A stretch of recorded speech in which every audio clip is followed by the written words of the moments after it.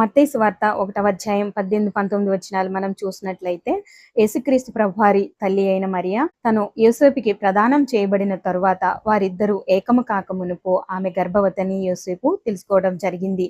అయితే యోసేపు నీతిపరుడై ఉండి ఆమెను అవమానపరచనొల్లక రహస్యముగా విడిచిపెట్టాలని ఉద్దేశించుకున్నాడు. ప్రియమైన దేవుని బిడ్డ, క్రైస్తవ కుటుంబాలలో విశ్వాసులైన భార్యాభర్తలు ఒకరి యొక్క తప్పును ఒకరు క్షమించుకుంటూ, ఒకరిని ఒకరు ప్రేమించుకుంటూ, ఒకరిని ఒకరు అవమానపరచకుండా వారి యొక్క కుటుంబాన్ని వారు కట్టుకోవాల్సిన అవసరం ఎంతైనా ఉంది.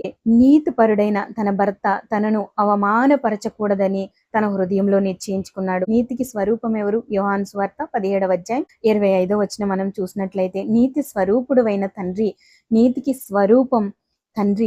నీతిపరులమై మనం జీవించినప్పుడు మన దేవుని యొక్క స్వభావాన్ని మనం ధరించుకున్న వారమై ఉంటాము. గనుక నీతిపరులు వారి యొక్క పొరుగు వారిని కానీ వారి తోటి